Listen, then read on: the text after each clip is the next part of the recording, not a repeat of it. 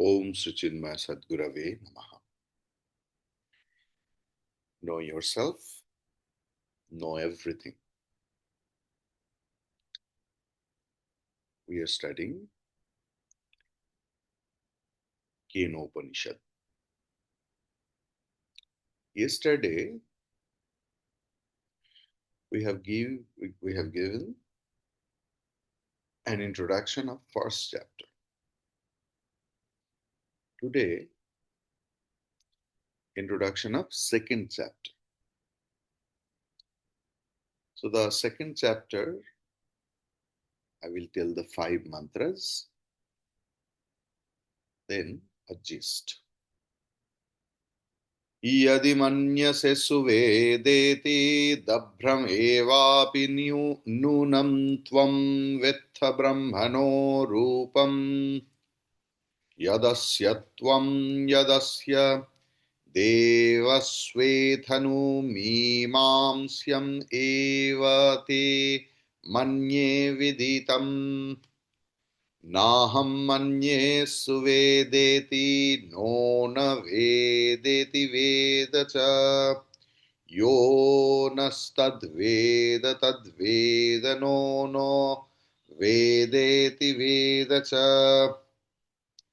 यस्यामतं तस्य मतं मतं यस्य न वेद सः अविज्ञातं विजानताम् विज्ञातं विजानताम् प्रतिबोधविदितं मतम् अमृतत्वं हि विन्दते आत्मना विन्दते वीर्यं विद्यया विन्दते अमृतम् इह चेदवेदीदथ सत्यमस्ति न चेदिहावेदिन्महति विनष्टिः भूतेषु भूतेषु विचित्य धीराः प्रत्यास्माल्लोकाद् Amrita bhavanti. After that, in second chapter, the Acharya and Shishya Samvad, conversation. The teacher is giving instruction to the Shishya that you should not make any mistake to find out Brahman.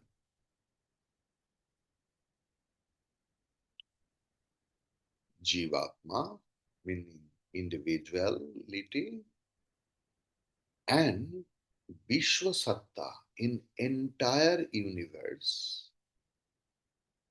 If you see the Prakasha, expression of Brahman,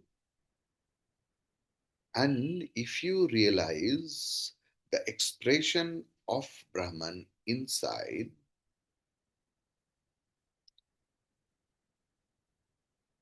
and after realizing that, a student may think that I have known the entire Brahman and in a very well mannered. मैंने ब्रह्मन को अच्छी तरह से जान लिया. And the Guru is telling you just make sure that you would not understand Brahman.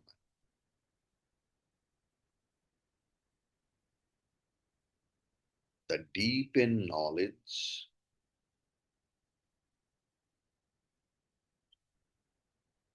self-realization, and inquiry. Without those three things, the knowledge of Brahman is not possible.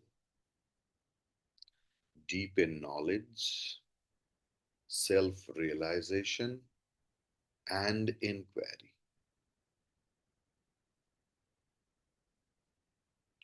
because it is not possible to perceive Brahman like other things are perceived by the sense organs. You can't touch it, you can't smell it, you can't see it. But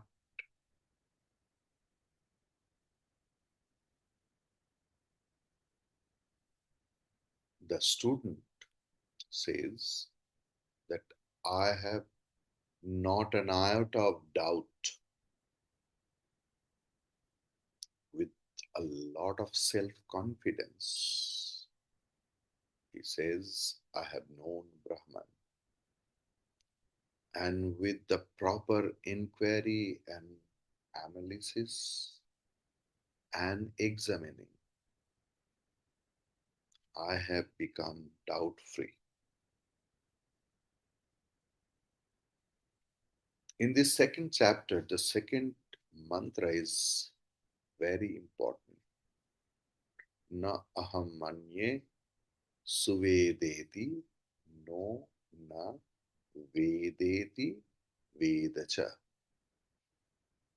यह नह तद्वेद तद्वेद no न वेदेति वेद च.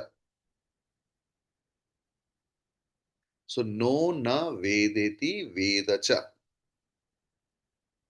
इसका अर्थ ऐसे है कि ऐसे नहीं कि मैं ब्राह्मण को नहीं जानते,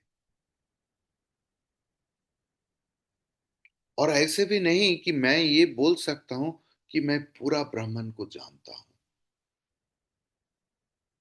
इसका मतलब यह है कि ब्राह्मण कोई स्थूल वस्तु नहीं.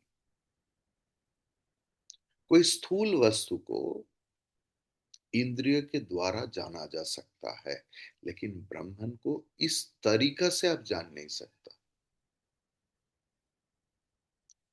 If you want to know Brahman, the supreme reality, the supreme consciousness, if you want to know, then first you have to know your own स्वरूप. अपने आत्मा की स्वरूप जानना पड़ेगा. और वो जो जानते हैं वो स्वयं ब्रह्म पदवाच, वो ब्राह्मण हो जाते हैं. जो बोलते हैं कि ब्राह्मण को मैं नहीं जानता हूं, इस उपनिषद बोल रहा है उन्होंने ब्राह्मण को थोड़ा सा जाना है. और जो बोल रहा है मैंने पूरा के पूरा ब्राह्मण क्या है जान लिया है, इन एक्चुअलिटी उन्होंने कुछ नहीं जान पाया. जो ब्राह्मण को जानते हैं वो एक विपुल शक्ति के अधिकारी होते हैं.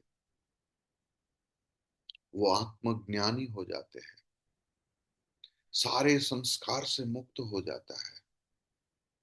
उनके अंदर साकार या निराकार की कोई भेद नहीं रहता.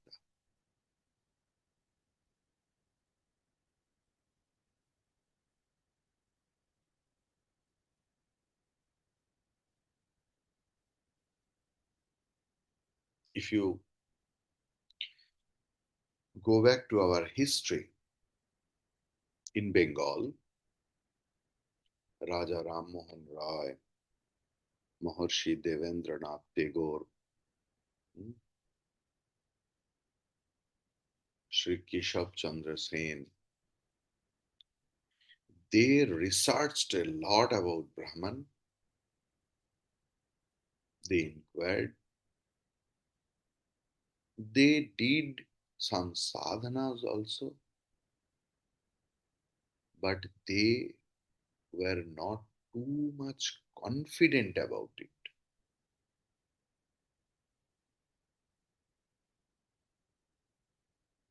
लेकिन स्वामी विवेकानंद जी को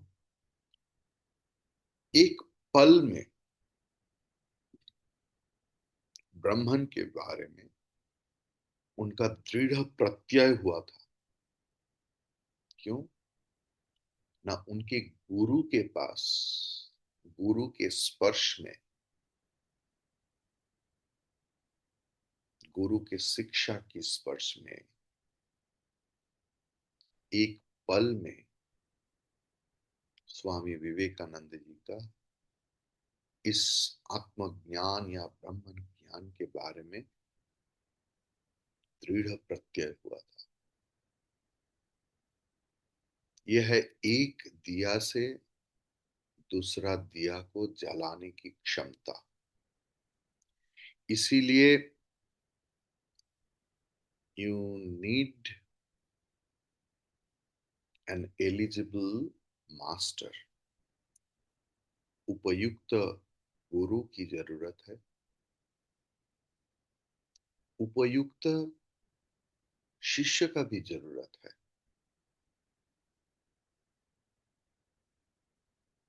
क्योंकि हर क्षेत्र में, मतलब कोई बीज, if you want to germinate it, you need a wonderful fertile land. पत्थर में बीज उगता नहीं।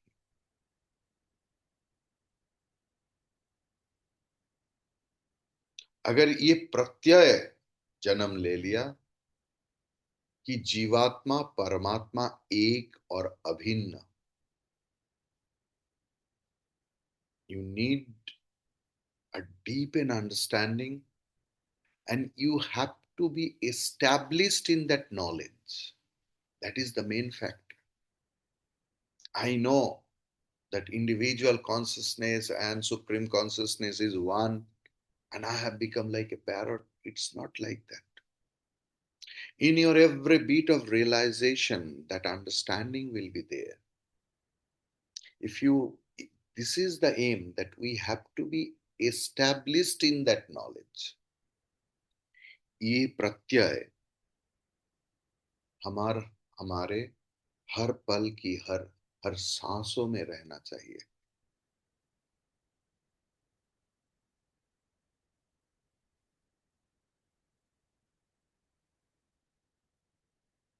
ऐसे भी कोई गुरु हम लोग देखा कि ब्रह्म की चर्चा करते करते उन्होंने ब्राह्म धर्म अपना लिया।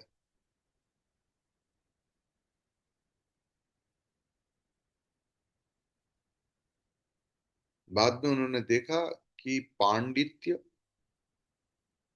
और ब्रह्म दर्शन या अनुभूति एक नहीं है।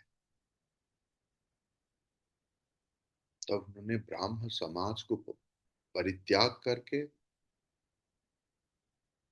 सनातन धर्म अपना लिया और साधन चालू किया। बिना साधन, बिना साधना, साधन मतलब साधन, ये आत्मज्ञान संभव नहीं। और वो व्यक्ति ऐसे करके मुक्त पुरुष हो गया। अगर कोई एक बार ब्रह्म ज्ञानी हो जाए ना, तो उन्होंने भूतेषु भूतेषु, मतलब स्त्री पुरुष जीव जंतु सर्वभूत में अपने आत्मा को देखेंगे और खुद को जगत से प्रत्याहार कर लेंगे।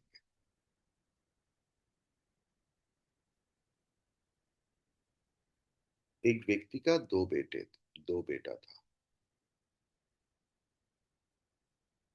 तो ब्रह्म विद्या सीखने के लिए तब जैसे प्रथा था, गुरु के पास गया और पिताजी ने सब कुछ सिखा दिया कि देखो, गुरु के पास जाने के लिए समीत पानी चाहिए, मतलब हाथ में कुछ ले जाना चाहिए। ये नहीं कि ये ले जाना चाहिए, वो ले जाना चाहिए, ऐसे नहीं, कुछ भी, एक फूल भी आप ले जा सकते हैं। और देखो, शिक्षा की अंत में गुरु दक्षिणा प्रदान करना, ये रखो तुम्हारे पास। तो वो दोनों बेटा गुरु गृह में गया और शिक्षा के अंत में जैसे पिताजी ने बताया था, ऐसे करके घर वापस आया। पिताजी का इच्छा हुआ कि कैसे शिक्षा हुआ, ये देखना पड़ेगा। उन्होंने अपने बड़ा बेटा से पूछा, बोल तो ब्रह्मन की स्वरूप क्या है। और बड़ा बेटा बहुत सारे शास्त्र को कोट करते हुए बोलने की कोशिश किया कि ब्रह्मन क्या है। सर्वम खलु इदम ब्रह्म, प्रज्ञानम ब्रह्म, ये सब बड़ा बड़ा quotation from Upanishad started stating to make his father understand. बाबा तो एकदम चुप हो गया, एक भी शब्द नहीं बोला, नो कमेंट, कोई मंतव्य नहीं किया। बड़ा बेटा स्तब्ध हो गया, बोलते बोलते बोलते बोलते। अभी छोटा लड़का को पूछा एक ही प्रश्न, बोल ब्रह्मन की स्वरूप क्या है। वो कोई उत्तर ना देकर चुप करके बैठे रहा, उनके मुंह में कोई शब्द नहीं था। तो पिताजी प्रसन्न होकर अपने छोटा लड़का को बोला कि बेटा, तुम थोड़ा सा समझ चुके हो कि ब्रह्मन क्या है, ये मुंह में बोलना संभव नहीं।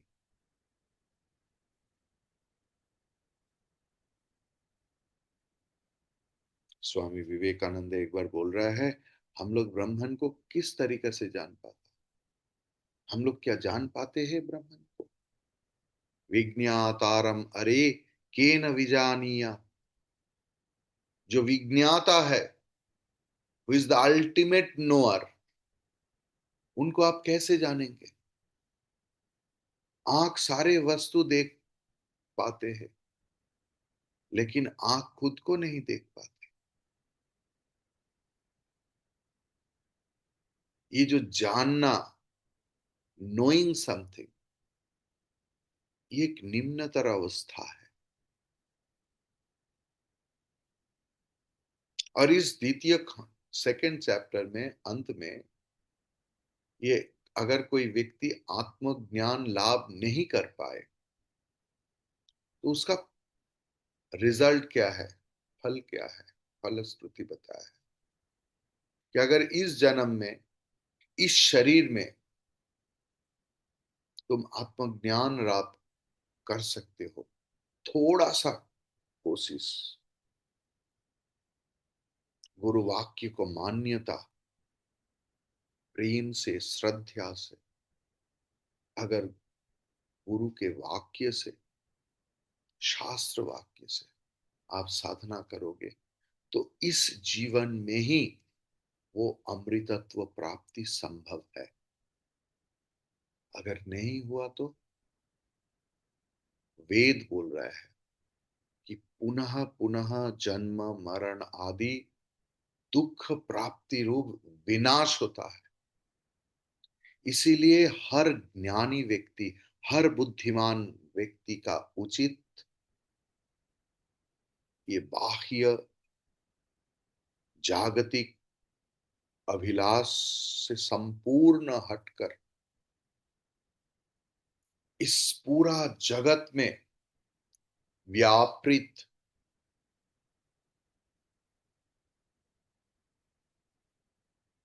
जो एक अद्वितीय आत्म स्वरूप, आत्म तत्व स्वरूप ब्रह्मन है, उसे उपलब्धि करके अद्वैत स्वरूप को प्राप्त होना।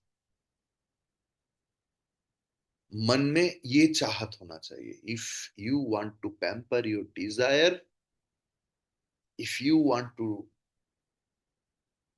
एंटरटेन योर डिजायर, अगर पाना चाहते हो और कुछ मांगना चाहते हो तो अपने विवेक के पास मांगो, अपने अंदर मांगो।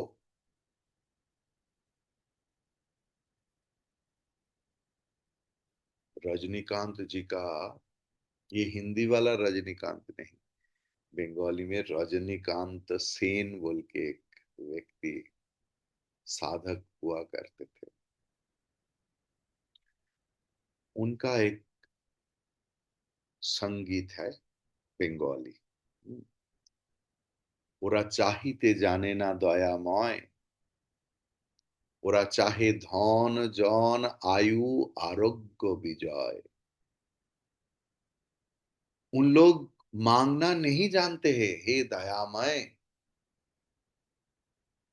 उन लोग तो सिर्फ धन चाहते हैं, जन चाहते हैं, आयु चाहते हैं, आरोग्य चाहते हैं, विजय चाहते हैं। और ये संगीत अंत हो रहा है दो लाइन में। চিরতৃপ্তি আছে যাহে, তা যদি গো নাহি চাহে, তা দিও দিনে যাতে পিপাসা না রয়।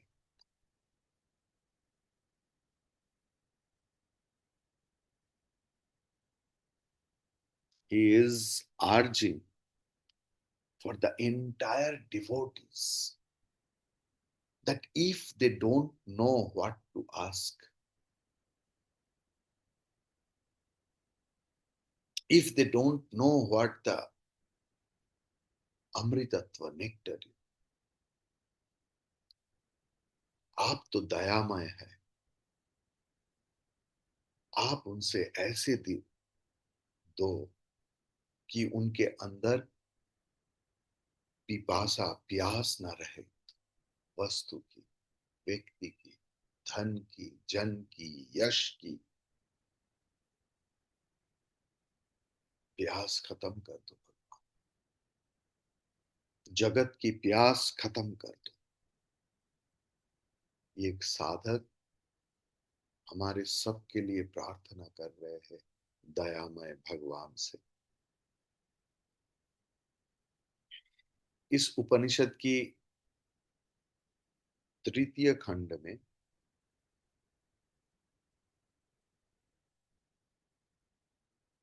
इसमें 12 मंत्र है। तो इसमें एक स्टोरी है। तो इसमें ब्रह्मन की स्वरूप थोड़ा समझाने के लिए उपनिषद ने ये मंत्र बोला, ये सारे मंत्र। Can you please switch on your video if possible.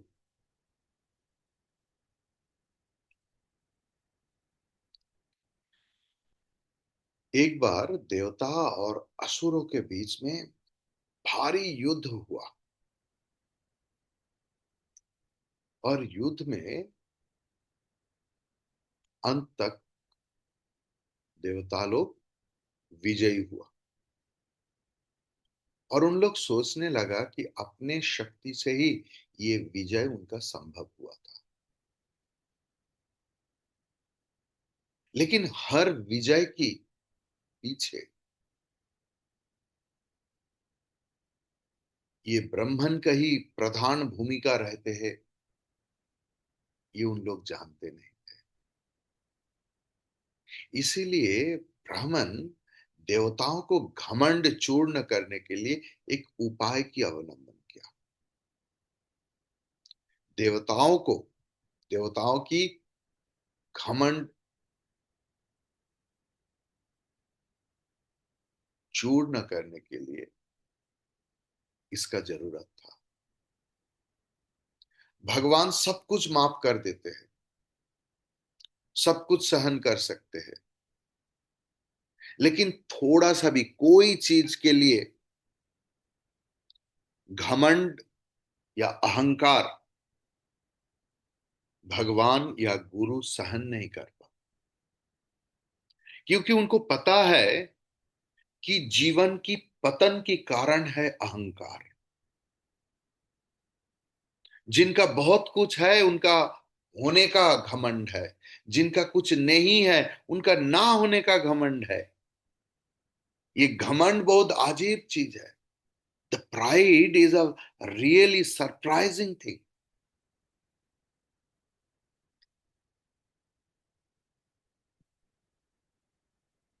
गुरु एक प्रेमी व्यक्ति होता है। प्रेमिक के सिवा कोई गुरु नहीं बन सकते। भगवान तो प्रेम की सागर है। उनको पता है कि बच्चे का पास सब कुछ है, लेकिन होते हुए भी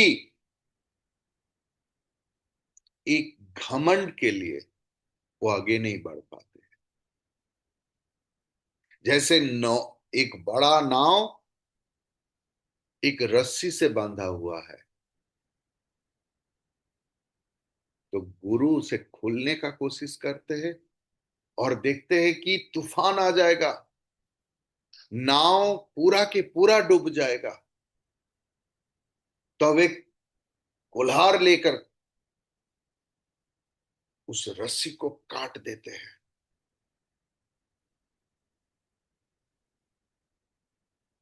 इसीलिए हम लोग बोलते हैं ना कि ये गुरु हमारा बहुत मन माफिक हुआ। कितना अच्छा बात बोलते हैं। गुरु कभी ऐसे नहीं होगा, क्योंकि गुरु तो आई है आपकी मन में जो पुराना धारणा है उसको मिटाने के लिए। वो प्रिय शब्द बोलने के लिए नहीं आए। गुरु आपके जीवन में आपके प्रिय पात्र होने के लिए नहीं आए। He is not an entertainer in your life. He is a real guide in your life. गुरु कभी प्रिय शब्द नहीं बोलते जो आपको क्या अच्छा, हाँ ये बोलने से उनको खराब लगेगा। नहीं, एक शिष्य को आत्मज्ञान लाभ करवाने के लिए उनको जितना दूर तक जाना पड़ता है वो जाते हैं। वही गुरु है। एक गुरु सिर्फ एक मंत्र देकर श्रांत नहीं बैठते। वो गुरु नहीं है। वो दीक्षा दान करी कोई व्यवसायी हो सकता है। गुरु तो वो है जो अपने साथ लेके चलते हैं। जो पीछे रह जाते हैं उनके लिए फिर से उस गुरु उस ऊपर से नीचे तक आते हैं, क्योंकि वो बच्चा नीचे रह गया है, उनको उठाना पड़ेगा। वो गुरु होता है।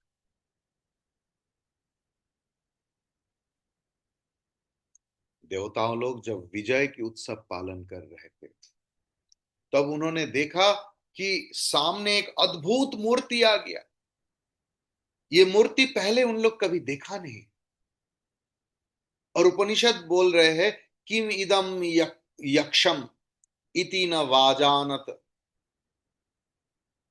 ये दिव्य मूर्ति कौन है, ये उन लोग समझ नहीं पाए।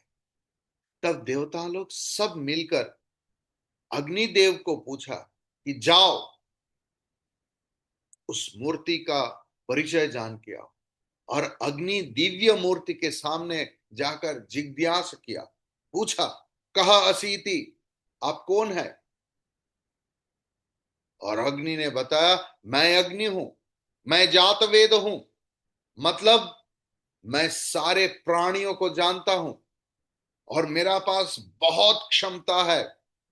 मैं इस दुनिया के सब कुछ जला के राख कर सकता हूं। ये बात सुनकर उस दिव्य मूर्ति ने थोड़ा सा मुस्कुराया और उनके सामने एक घास तृण रखकर बताया, भाई तुम इनको जला दो। अग्नि अपना पूरा के पूरा शक्ति प्रयोग करके भी एक तृण को, एक घास को जला नहीं पाया। विफल होकर अग्नि शर्म में अधोबदन मुंह नीचू करके वापस आ गया। तब इंद्रदेव ने वायु को भेजा, हे वायु, इस दिव्य मूर्ति को परिचय जान के आओ। और वायु जब अपना परिचय दिया और पूछा, आप कौन है? आप जानते हैं मैं कौन हूं? मैं वायु हूं। मैं कोई छोटा मोटा नहीं हूं। मैं इस शून्य में व्याप्त होकर विचरण करते हैं। मां तरिश्वा मेरा नाम है।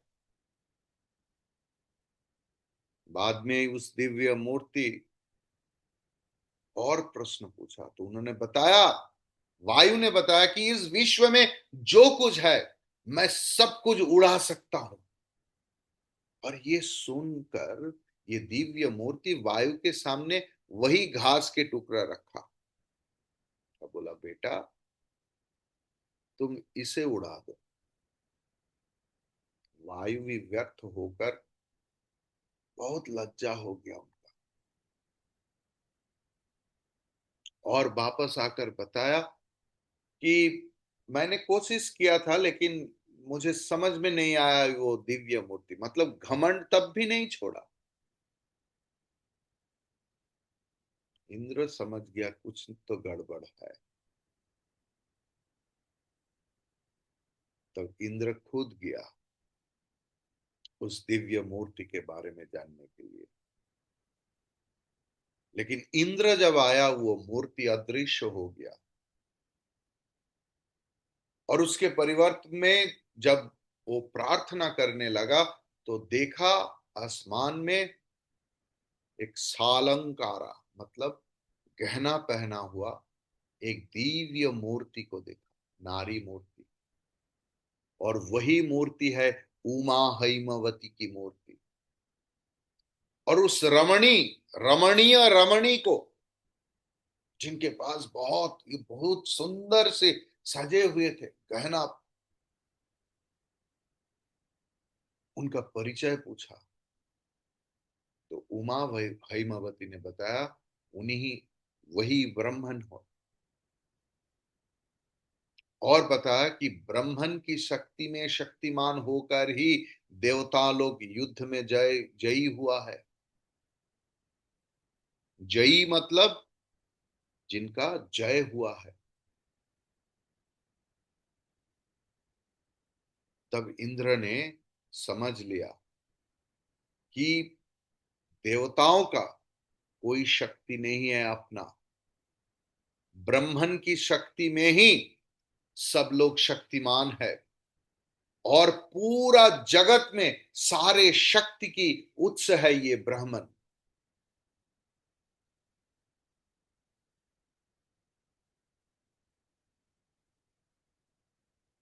फिर भी एक सवाल आता है मन में, इंद्र, अग्नि, वायु को देवताओं के बीच में क्यों सर्वोच्च स्थान दिया हुआ? ये सवाल मन में आता है।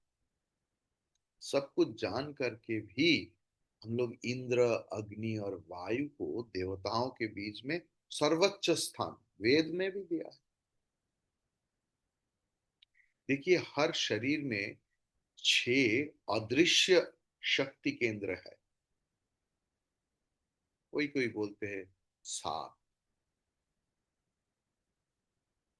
मैं जिस तंत्र के बारे में बात कर रहा हूं उधर 6, 6 अनसीन पावर स्टेशंस, 6 अदृश्य शक्ति केंद्र है जिसे चक्र बोलते हैं।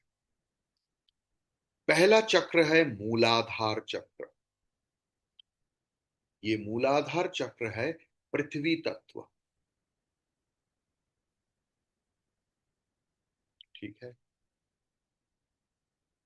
ये पृथ्वी तत्व के ऊपर आधारित होकर ही बाकी सारे चक्र अपना अपना क्षेत्र में प्रतिष्ठित है। मानव शरीर में जो स्पंदन होता है, उस स्पंदन मतलब नाद ध्वनि, उस नाद ध्वनि का मूल है, सृष्टि स्थान है उस मूलाधार चक्र, पृथ्वी तत्व। यहां पर ही मूल शक्ति, जो विद्युत का जो ऐसे क्रीपर्स होता है ना, या सांप की तरह वसवास करते हैं। आध्यात्मिक परिभाषा में जिसे कुल कुंडलिनी बोलते हैं, सारे बीज का रक्षा करता। इसीलिए मूलाधार चक्र is the very very very important place, क्योंकि वही बेस है, उसके ऊपर सारा चक्र खड़ा है। मूलाधार के बाद ही आता है शक्तिपीठ या स्वाधिष्ठान चक्र। मूलाधार के ऊपर ही हमारे जो जेनिटल्स है, लिंग मूल है, उसमें है स्वाधिष्ठान चक्र। मूलाधार से सुषुम्ना नाड़ी चालू हुआ है, लेकिन ये स्वाधिष्ठान सुषुम्ना नाड़ी के अंदर अवस्थित है। इस केंद्र की मूल तत्व है जल। जल की देवता है वरुण देव। तो हमारे जेनिटल्स, लिंग, भोग की स्थान नहीं, ये देवस्थान है। ये देवताओं की स्थान है। But we enjoy the life with these genitals without knowing that it is a place. It is called, according to tantra, it's a temple, देवताओं की स्थान। और यहाँ की देवता कौन है? विष्णु। इसीलिए समुंदर के ऊपर शायित है अनंत विष्णु। इसीलिए ये कल्पना कि जलराशि के ऊपर विष्णु भगवान सोए हुए हैं। क्लियर? स्वाधिष्ठान के बाद की चक्र का नाम है मणिपुर। ये नाभि पद्म जो है ना, उसके आसपास रहते हैं। और इसका अधिपति देवता है अग्नि, अग्निदेव। और देवता है रुद्र। नाभि मूल में ये चक्र है।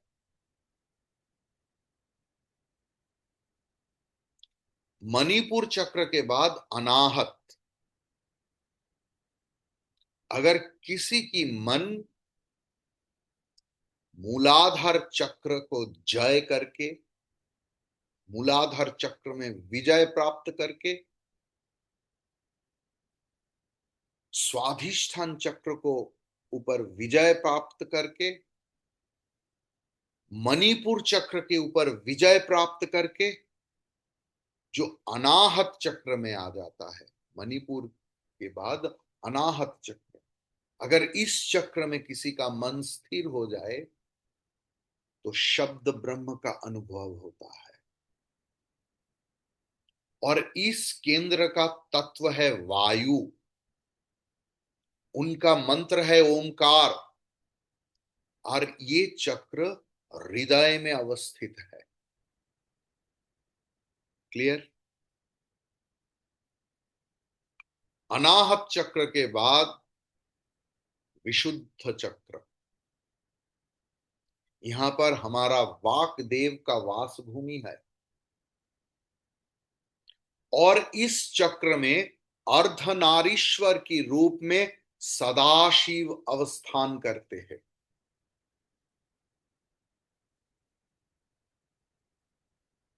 अगर शक्ति इस चक्र को भेद कर सकते हैं तो एक साधक त्रिकालदर्शी हो जाते हैं।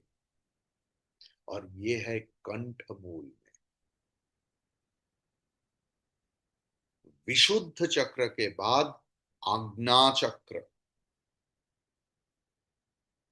मनस या मनस, इस केंद्र की तत्व है। और सूक्ष्म तत्व के बारे में ज्ञान इस स्थान से आते हैं। ये सारे चक्र जो मैंने बताया ना, मूलाधार चक्र से लेकर, ये सब शक्तिपीठ है। इसे आप फिजिकल कुछ मत मानिए। ये सब चक्र जो आपका स्वाधिष्ठान चक्र है, मूलाधार चक्र, स्वाधिष्ठान चक्र, मणिपुर चक्र, अनाहत चक्र, विशुद्ध चक्र, ये सब एक एक शक्तिपीठ है। विशुद्ध चक्र के बाद आज्ञा चक्र।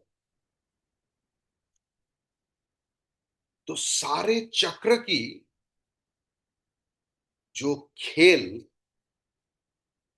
इस मानस पट में आ जाते हैं। और इधर का देवता कौन है? हंस रूपी देवता परम शिव की स्थान है। जब हंस के रूप में वो भगवान आते हैं, परम शिव है लेकिन हंस के रूप, जिन्होंने हमारे मन को स्थिर रखते हैं, अविचलित रखते हैं। और जो इस चक्र में मन को एकदम अविचलित स्थिर रख सकते हैं, वही परमहंस है, वही शिव का स्वरूप है। और आज्ञा चक्र के ऊपर कारण शरीर की स्थान है। और उस स्थानीय ब्रह्मलोक सब कुछ का उत्पत्ति स्थान है। वो है शरीर की गोमुख परम गुरु की स्थान। गुरु के ऊर्ध में सूर्य और चंद्रमंडल, और ऊर्ध में महावायु, और महावायु के ऊर्ध में है ब्रह्मरंध्र। तो मूलाधार एकदम नीचे, लिंग मूल में स्वाधिष्ठान, इन दोनों के बीच में अग्निखंड रहते हैं। मणिपुर और अनाहत के बीच में सूर्य खंड। विशुद्ध और आज्ञा के अंचल जो बीच में चंद्रखंड। तो अग्निखंड, सूर्य खंड, चंद्र खंड, ये जो ग्रंथि है, नॉट्स है, ये सारे ग्रंथियों का नाम है ब्रह्म ग्रंथि, विष्णु ग्रंथि और रुद्र ग्रंथि।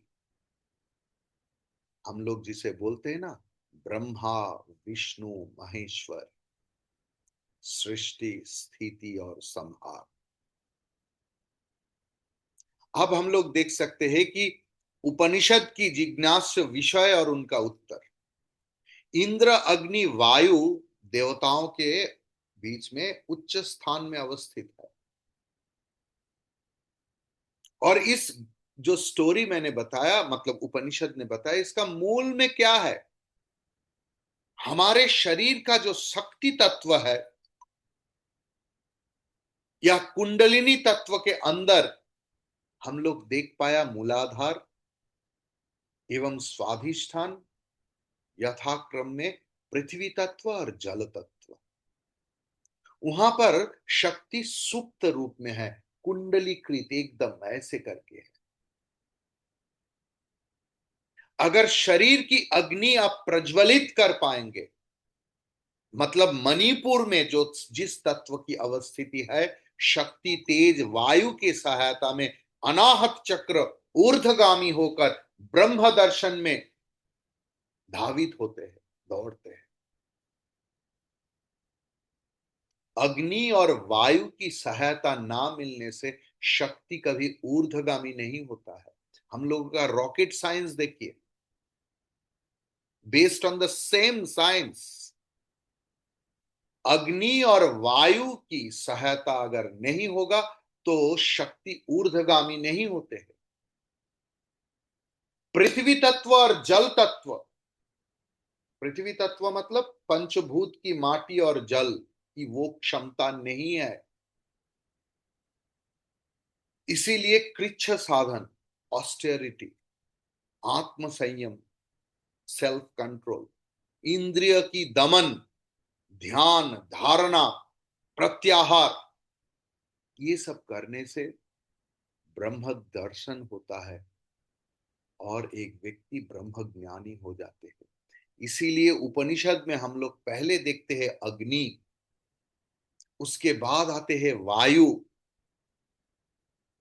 पहले अग्नि क्रियात्मक है, उसके बाद वायु क्रियात्मक है, लेकिन अंत में इंद्रिय की राजा इंद्र, उनका ब्रह्म दर्शन हुआ है, मतलब उमा हिमवती दर्शन। साधना की अंग जो होता है, इसीलिए अग्नि, वायु और इंद्र को सर्वोच्च स्थान दिया हुआ है। तो उमा हिमवती वर्णना प्रसंग में उपनिषद ये तृतीय खंड की अंतिम मंत्र में बोल रहा है, बहु शोभमाना नाम उमाम हिमवती। मतलब इस जगत में सारे जो विद्या और ज्ञान जो सर्वश्रेष्ठ शोभा संपन्न है, पृथ्वी में अगर सर्वोच्च शोभा कोई देता है तो विद्या देता है, ज्ञान देता है। इसीलिए बहुशोभमाना ये विशेषण व्यवहार किया हुआ है। तो उमा हिमवती का ध्यान मंत्र और उनका भावार्थ के बारे में आप चिंता करेंगे तो ब्रह्मन की धारणा और संपूर्ण होगा। उपनिषद की अंत में ये ध्यान की बात नहीं है। तो चंडी में है, ताम अग्निवर्णाम तपसा ज्वलंतीम वैरोचनीम कर्म फलेषु जुष्टाम हैमवतीम शरणमहं प्रपद्ये सुतरसी तरसे स्वाहा। वेद में भी है ये। इसका भावार्थ क्या है? न जीव की कर्म फल की द्वारा सेवा प्राप्त होकर जो आत्मा अपना दीप्तिहीन हो जाते हैं और पुनः तपस्या की प्रभाव में जिन्होंने हमारे अंदर में फिर से प्रज्वलित हो जाते हैं, वही हिमवती मां की मैं शरण ले रहा हूं। हे जननी, हे माता, हे गुरु, हमें भव सागर से उद्धार कर लो। मैं तुम्हें पुनः पुनः प्रणाम कर रहा हूं। फिर से हमारे शास्त्र में ब्रह्मन की प्रणाम मंत्र है, ओम नमो वेदांत वेद्याय भावा भाव पराय च सच्चित आनंद रूपाय ब्रह्मणे परमात्मने। मतलब वेद की अंत में एकदम चरम सीमा तक पहुंचकर जिनका आत्म स्वरूप हृदयंगम हुआ है, जो सच में समझा है हृदय से, सारे भाव और अभाव की ऊर्ध्व में जो अवस्थित है, जो सततः ज्ञान और आनंद स्वरूप है, उस परमात्मा ब्रह्मन को मैं प्रणाम करता हूं। हरि ओम तत्सत।